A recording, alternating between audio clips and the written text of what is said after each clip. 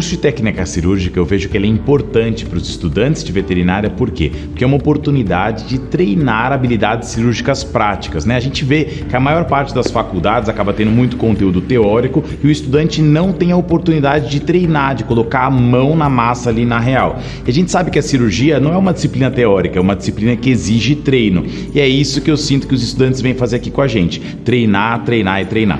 O veterinário que já é formado vem para o curso de técnica cirúrgica para conseguir lapidar informações que ele já tenha, pegar novas informações de forma rápida, detalhada e conseguir treinar de forma prática tudo aquilo que ele ou não faz por insegurança ou que ele quer aprender a fazer para começar a trabalhar de uma forma nova dentro da sua rotina.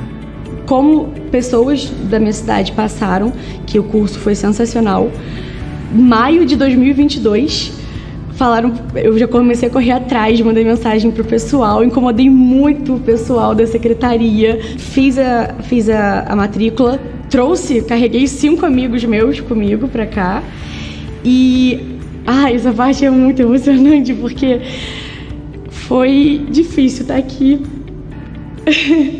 Desculpa, mas é bobeira para alguns, mas é realmente a realização de um sonho para mim. Eu tô nesse sonho desde maio, como dito, e quando chegou janeiro que eu falei, chegou, é agora.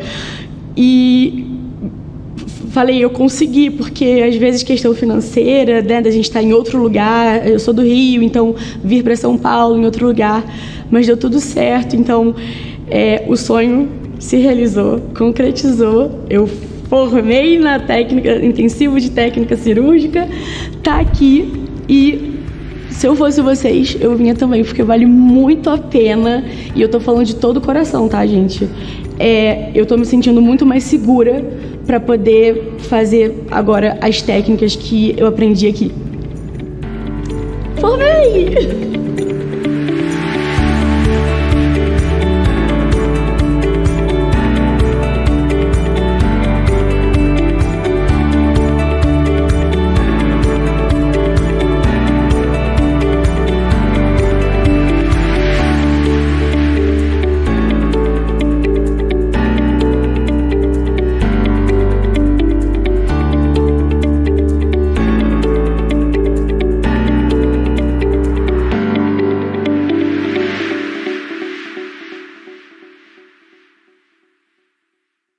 Olá, meus amores! Sejam todos muito bem-vindos à nossa comunidade cirúrgica aqui no YouTube. Eu sou Gislaine Martins e vou conduzir vocês hoje por mais um dia de muito estudo cirúrgico por temas que vocês sugeriram lá no meu Instagram, Gislaine_V Martins. Se você ainda não me segue, aproveita, vai lá me seguir, me manda a sua sugestão do que você gostaria que eu viesse conversar um pouquinho aqui com vocês, nesse que é o nosso canal de conversa cirúrgica todas as quartas-feiras gratuitamente aqui no YouTube da Cirurgia Anclivepa. Eu sou cirurgiã veterinária e trabalho aqui na Anclivepa São Paulo dentro do núcleo de cirurgia, dou aulas de cirurgia aqui para o pessoal da pós-graduação, para a técnica cirúrgica e tô sempre por aqui no YouTube conversando um pouquinho com vocês. Então já aproveita, me manda lá o seu tema, chama aquele seu amigo que gosta de cirurgia também, né? Seus amigos que estão aí estudando para residência, tem uma prova de cirurgia que está chegando, então já aproveita, já anota aí as suas dúvidas e vai me mandando lá que eu vou adorar conversar com vocês, vou adorar trazer aqui temas para vocês. E hoje eu trouxe um tema que a gente está sempre conversando nas aulas, mas gente, vira e mexe, aparecem dúvidas, aparecem vocês pedindo para que a gente converse um pouco mais a respeito disso, que são as interectomias, tá?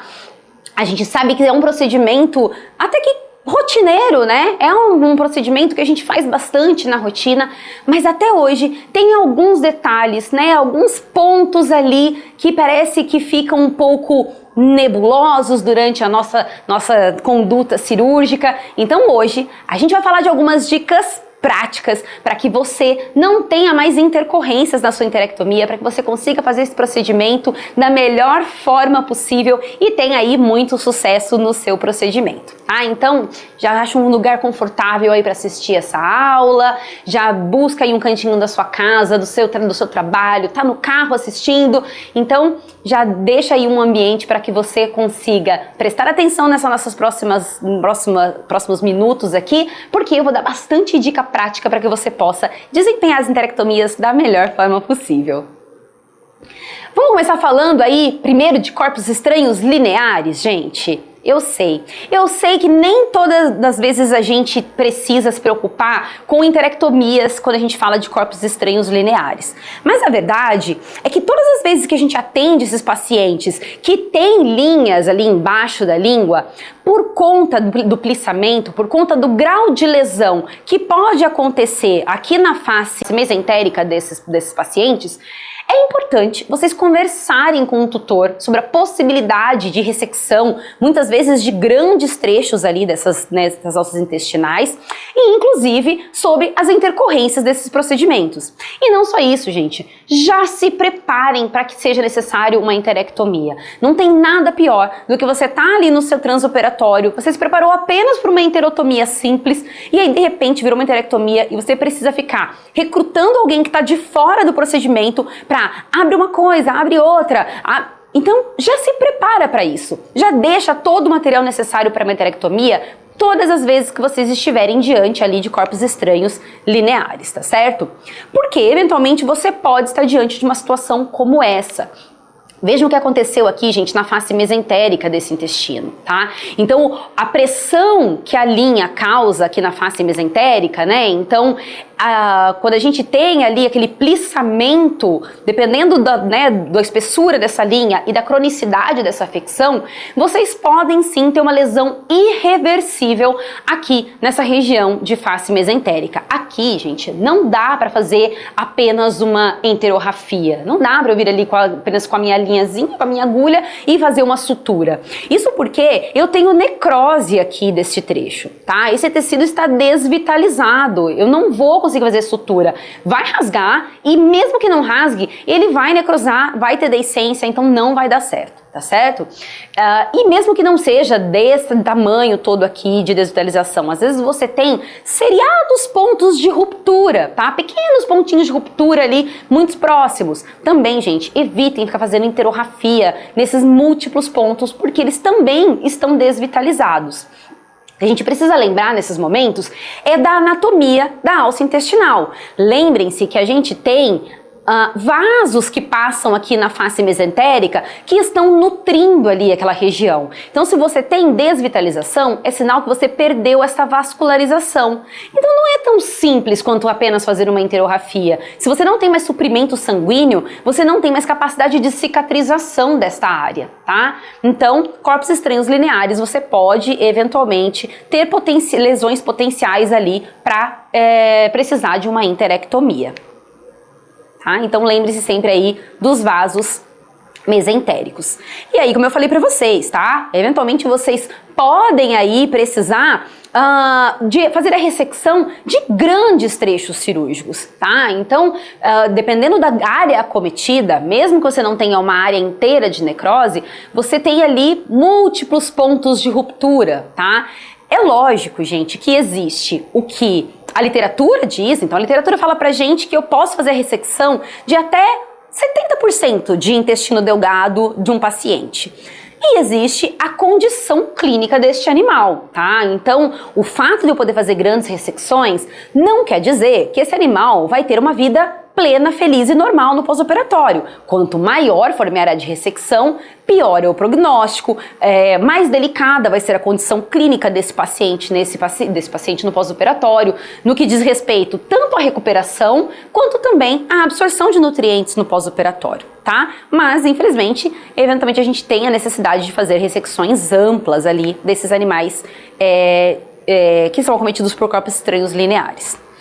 Uma outra causa que eventualmente vocês podem estar diante, que faz a necessidade de uma enterectomia, são as neoplasias intestinais. E aí aqui vai uma dica, gente. Todas as vezes que vocês forem acionados para um procedimento cirúrgico de processo obstrutivo em animais de meia idade a idosos, desconfiem de neoplasias. Tá? Desconfiem de neoplasias.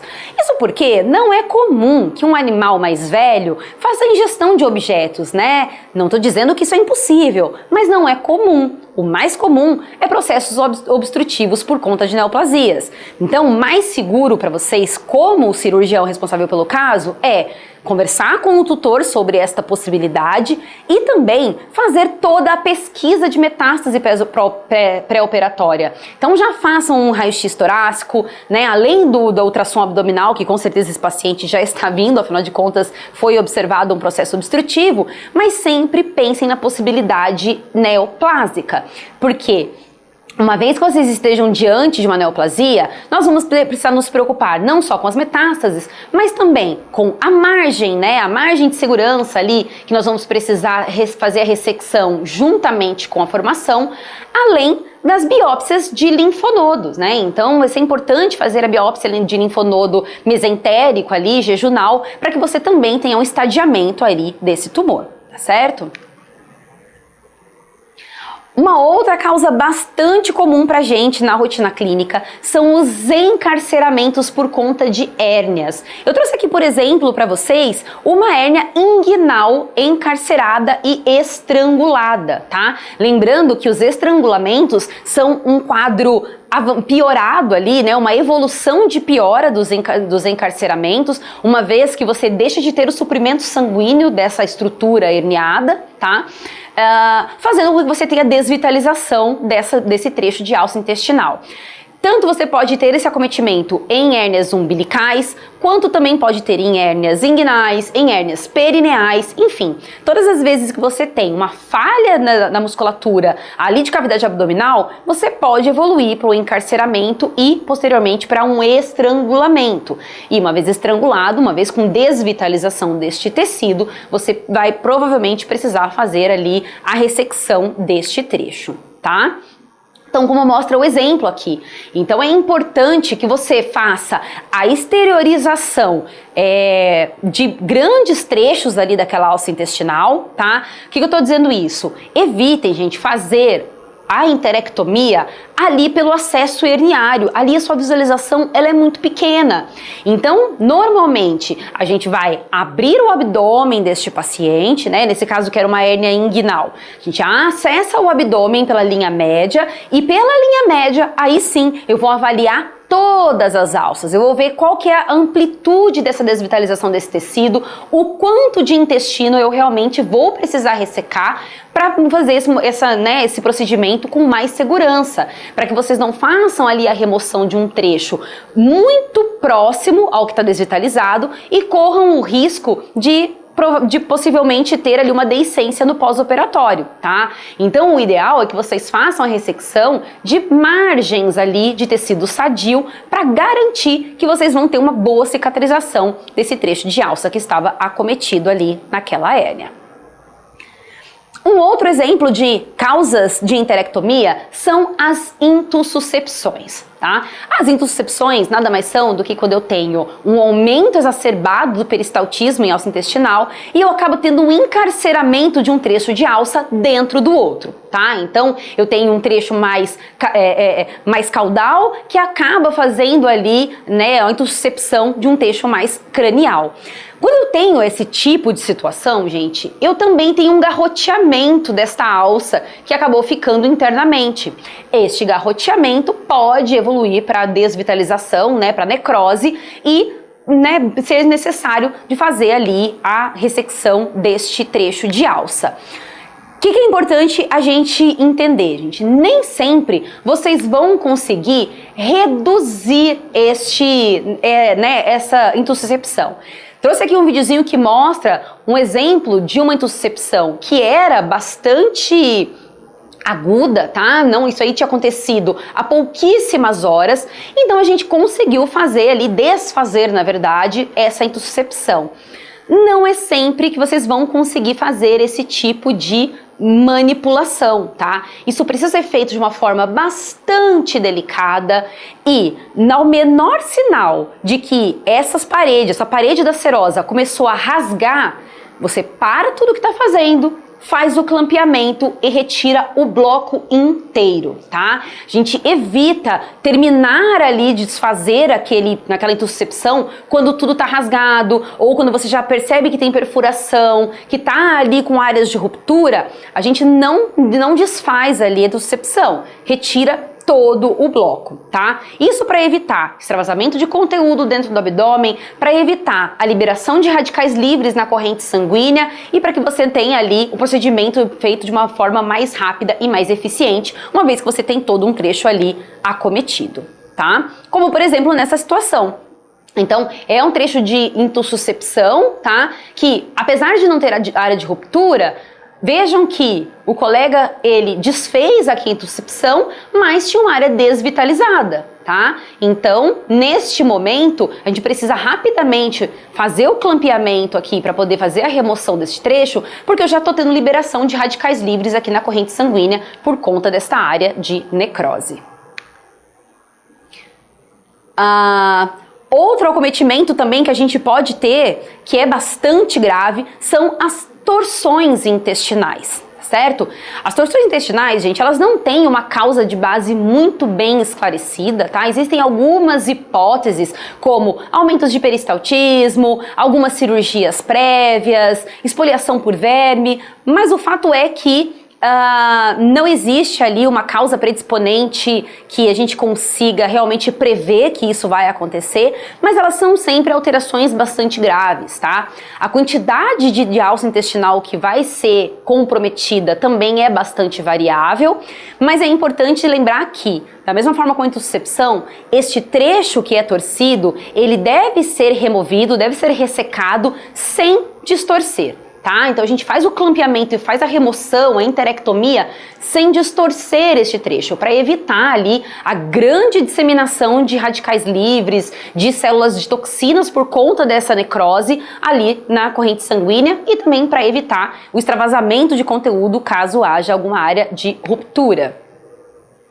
E aí, só pra gente relembrar um pouquinho sobre as enterectomias, né? A gente utiliza sempre clamps, né, de pinças atraumáticas, então pinças intestinais, as pinças Doyen, que são pinças que conseguem me permitir um clampeamento cranial e caudal dessa alça, sem causar danos ali aos tecidos, certo? Sempre mantendo uma margem daquilo que está acometido, e depois o fechamento, que a gente chama de enteroanastomose, tá? Só para vocês terem documentado aqui um pouquinho, né? Lembrar sempre de avaliar, gente, todos os segmentos. Mesmo que você tenha identificado uma única área de acometimento, uma única área que vai precisar de enterectomia, sempre avaliem todo o trecho de alça intestinal, desde o primeiro centímetro do duodeno até o final de intestino grosso, para ter certeza que você não tem mais de uma área ali de desvitalização, tá? Lembrem-se sempre que a sua manipulação é muito delicada, excesso de manipulação grosseira nas alças intestinais, predispõe a aderências, predispõe a peritonite, então cuidado nessa manipulação, mantenha sempre a hidratação dessas alças, então fazer a instilação de solução fisiológica morninha, né, aquecida a temperatura corporal, ajuda a manter a hidratação dessas alças e também a temperatura desse paciente. O isolamento desse campo precisa ser bastante generoso, tá? Então camadas generosas de compressa para evitar algum extravasamento ali acidental de conteúdo intestinal dentro da cavidade abdominal e também ali o isolamento do segmento com os clamps, com as pinças intestinais, como eu falei para vocês, tá?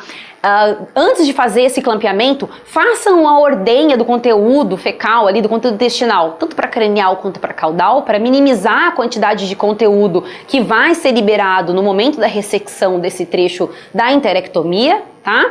E é assim possível que vocês façam o clampeamento digital com os dedos do seu auxiliar. Mas lembrem-se que se vocês optarem por essa forma de cirurgia, o seu auxiliar vai fazer o papel de pinça durante todo o procedimento e ele não vai conseguir te auxiliar propriamente dito, tá? Então optem sempre que possível por fazer o clampeamento com as pinças intestinais. Sobre o que eu falei pra vocês, né, que até 70% das nossas intestinais, em tese, podem ser ressecadas, mas é lógico, gente, que isso é muito delicado. Esses pacientes vão sofrer do que a gente chama de síndrome de intestino curto, né, com déficit de absorção de nutrientes, precisando de todo um manejo gastroentérico no pós-operatório, de acompanhamento de especialistas, né, da área de gastroenterologia. É importante identificar e conhecer os vasos mesentéricos que vão precisar ser ligados nesses casos, né? Então, uma falha de reconhecimento vascular, ela pode tanto culminar num sangramento transoperatório, quanto em necrose do trecho remanescente, caso você tenha feito a ligadura de vasos que precisavam ter ficado íntegros. E a margem de segurança, que é aquela quantidade de tecido viável que vocês vão remover junto com a enterectomia para ter certeza que aquilo que ficou na sua área de sutura estava muito saudável para poder proceder à cicatrização. Tá ok? Então nós temos geralmente um par de clamps, né? O que fica mais distal, mais próximo aqui da área viável é a pinça atraumática, a pinça Doyen, e a pinça que fica mais próxima à área de ressecção pode sim ser uma pinça hemostática, pode ser uma pinça traumática, porque isso realmente vai ser removido junto com o tecido que está acometido.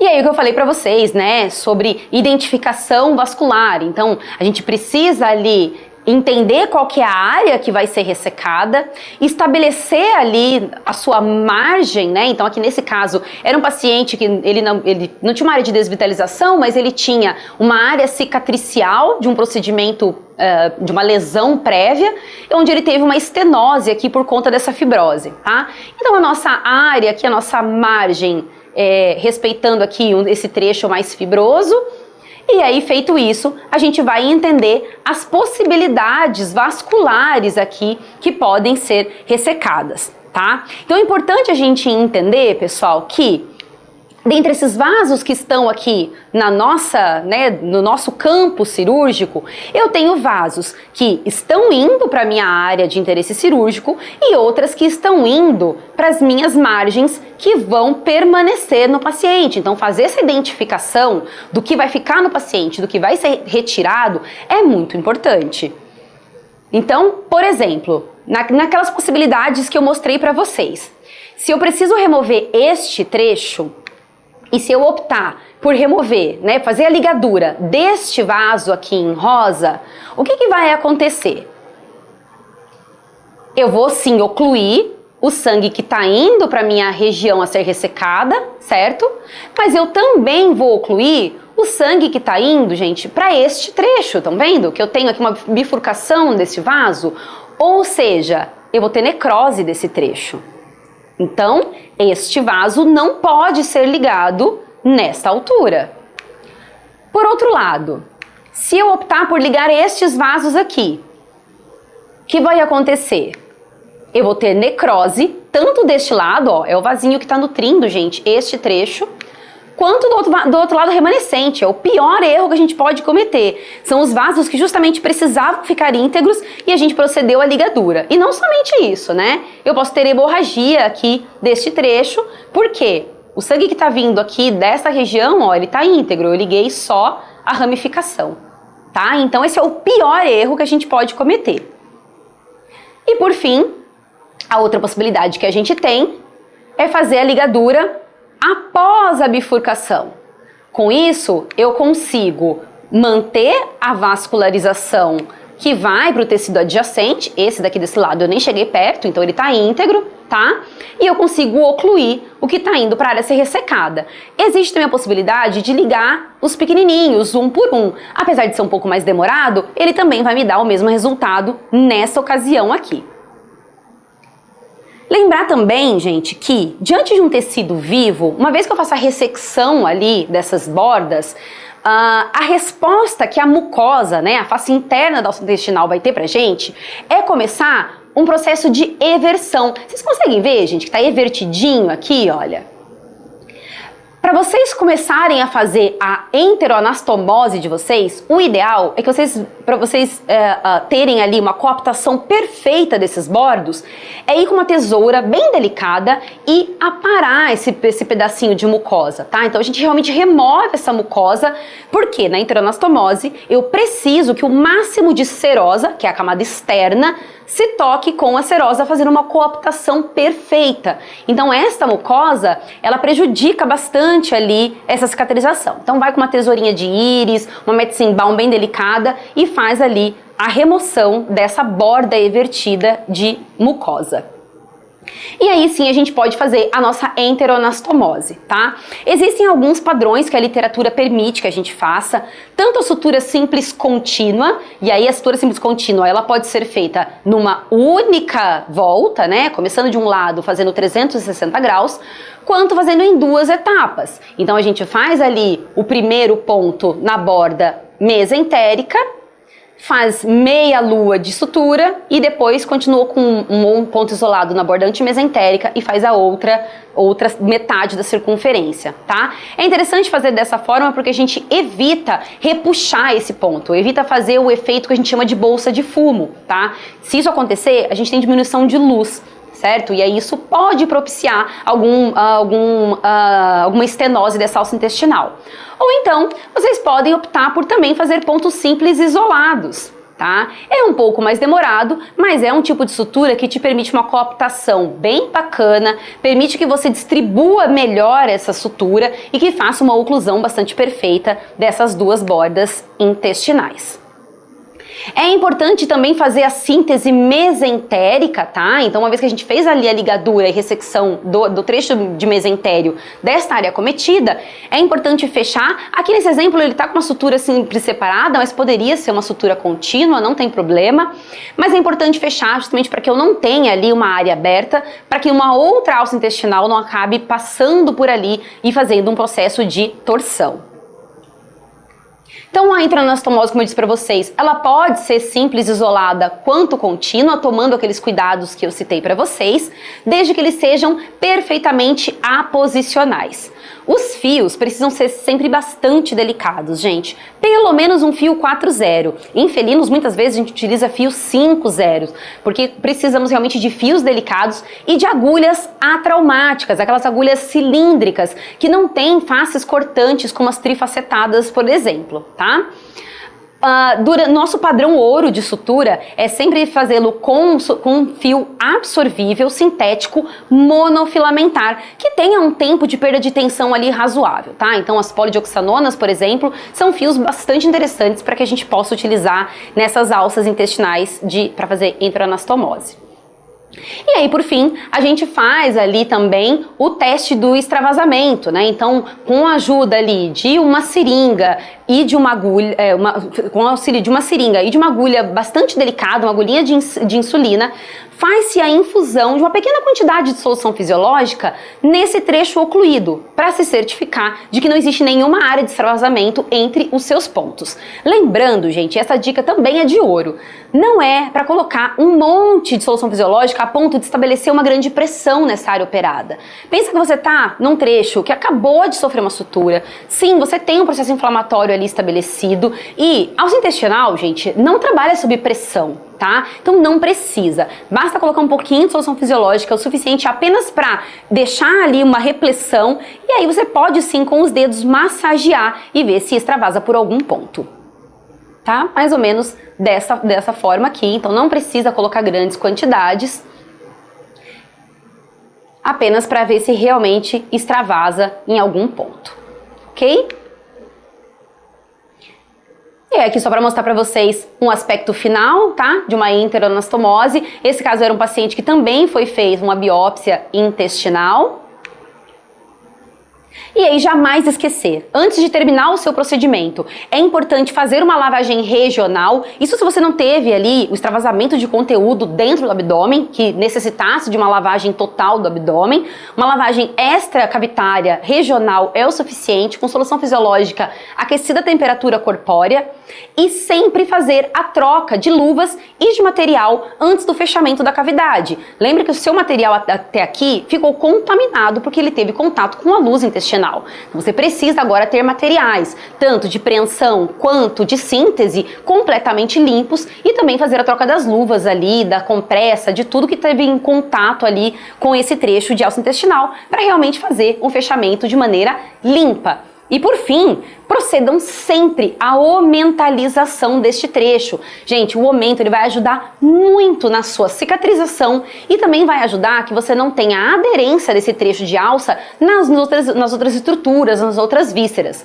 As aderências, gente, elas são em decorrência do processo inflamatório. Todas as vezes que vocês manipulam estruturas, vocês geram um trauma inflamatório ali que provavelmente vai combinar numa área de aderência. Então a gente faz a omentalização justamente para evitar este processo reativo. Certo, pessoal? Eu espero que vocês tenham gostado dessa nossa aula. Falar sobre cirurgias de rotina é sempre muito bacana, porque eu sei que às vezes tem alguns detalhes que passam despercebidos. E esse, quanto outros procedimentos que envolvem cirurgias intestinais, estão presentes no nosso curso de técnica cirúrgica. A nossa próxima turma será em julho de 2025. É a turma intensiva de férias, onde a gente passa 2 semanas dentro do laboratório com os alunos, treinando apenas técnicas cirúrgicas. Então não tem nada de sala de aula, a gente conversa ali um pouco sobre a teoria enquanto faz a demonstração cirúrgica. Então é um curso super dinâmico que tem a capacidade de potencializar os estudos cirúrgicos de vocês numa velocidade muito bacana. Então, se você é graduando e tem aí essa vontade de estudar já a cirurgia, de já começar a dar início, né, na sua carreira cirúrgica, ou então se você é recém-formado ou já opera algumas coisas, mas gostaria aí de dar uma olhada em outras técnicas, gostaria de pegar um pouco mais de mão cirúrgica, esse curso certamente é para vocês. Então, eu vou deixar aqui o contato dos nossos especialistas para que eles possam tirar dúvidas de vocês, caso haja. Ou então, podem também me chamar, Gislane_V Martins, me dá um oi lá no Instagram, que eu vou ter um prazer de conversar sobre o curso com vocês. Pessoal, eu espero que vocês tenham gostado. Um bom descanso para quem está assistindo essa super aula numa quarta noite. A gente se vê numa próxima oportunidade e não deixe de me mandar no meu direct quais temas vocês gostariam de ver aqui no canal do YouTube da Cirurgia Anclivepa. Um grande beijo. Tchau, tchau. Olá, eu sou a Maria Mariana, estou formada há 2 anos em Medicina Veterinária. Eu sou de Cacoal, Rondônia. E hoje eu estou concluindo o curso intensivo de técnicas cirúrgicas na Associação Anclivepa de São Paulo. Em novembro de 2023 fiz um curso de imersão de cirurgia em felinos e desde então venho trilhando a minha trajetória na cirurgia. Com o curso de técnicas cirúrgicas pude aperfeiçoar e desenvolver novas técnicas e melhorar os conhecimentos que já tinham previamente. Eu escolhi a Anclivepa pois é referência na cirurgia e estar aqui pode me proporcionar novos caminhos, novas oportunidades e novas chances. Com certeza eu vou recomendar esse curso para os meus colegas de profissão, pois aqui é um momento onde a gente tem a oportunidade de estar imerso a essa realidade que a gente